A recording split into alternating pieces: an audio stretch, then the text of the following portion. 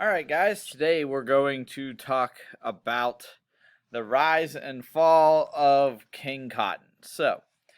Cotton, after the invention of the cotton gin, basically becomes the main crop in the South. The issue is that cotton has a lot of seeds in it, and before the invention of the cotton gin, you had to take them out by hand. It took a lot of time, and so those of you that mention cotton in the colonial period as a major crop in South Carolina, that's not exactly correct. Some people grew it, but for the most part, it wasn't worth it. The cotton gin, by cranking this wheel here, and eventually during the Industrial Revolution, obviously becomes steam powered, and we can do even more. But basically, what it does is it brushes the cotton through the cotton gin here and removes the seeds in large groups instead of pulling them out by hand to get clean cotton.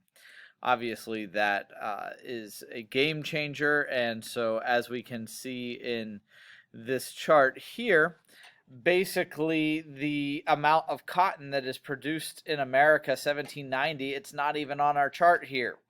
But you can see that as those cotton gins start to be operated, both the number of cotton or the amount of cotton that is produced and the number of slaves in America and almost exclusively at this point in the South rises together exponentially.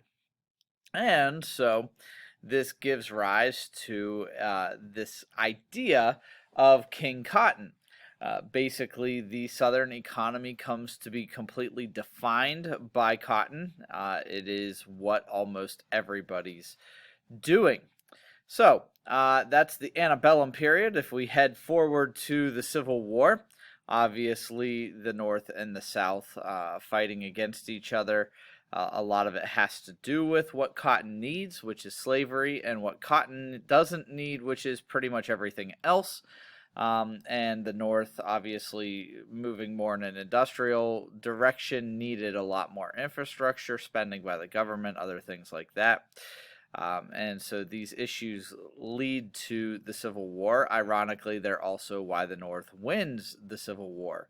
Now, King Cotton's kind of counting on, in the South, they're counting on England needing cotton from the South. And so, the South was aware from the very beginning that if they got into a war with the North, that there's no way that they're going to win without getting war supplies, and you can't build war supplies out of cotton balls.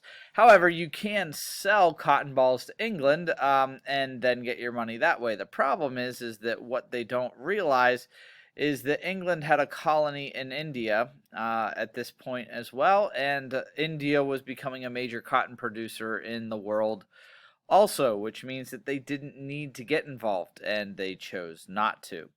And so the South loses the Civil War, in part because they're not able to sell their cotton. It just kind of gets wasted, and they just don't have the economy to successfully fight the war. So after the Civil War, we have Reconstruction, and this idea that King Cotton's going to be replaced by northern factory owners called carpetbaggers. They come down to the South. They want to change it into a northern factory system. That means cotton is out. The problem is that nobody in the South, the plantation owners, the freedmen, and the poor white Southerners, none of them are interested in reconstructing the Southern economic system. They're all still committed or loyal subjects, if you will, of King Cotton. And so the carpetbaggers leave, and we're basically going to have an economy that's still based on King Cotton.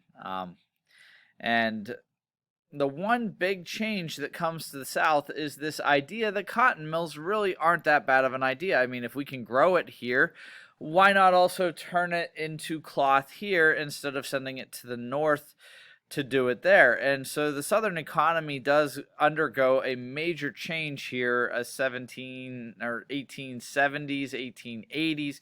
You start to see, obviously, the sharecropper all kind of working for that plantation owner still, but you also have this addition of the cotton mills.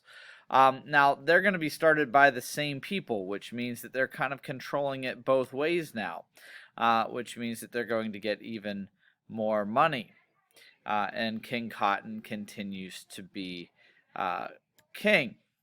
For example, if we look at some just basic statistics, this is from the 1910 census, you'll notice here that cotton is over 50% of the farmland that is currently being used in South Carolina in 1910. As a matter of fact, about 52%, which means that there is more cotton than anything else.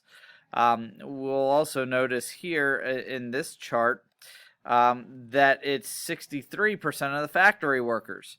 What's this mean? Well, total, it means that over half of all of the people in South Carolina in 1910 are involved in cotton, whether it's growing it or whether it's turning it from cotton balls into textiles, into cloth. Over half of the people in South Carolina, their living is literally coming from one economic activity, that's cotton. By 1970, we can see that that's changed. The total crops is down to 10% in South Carolina.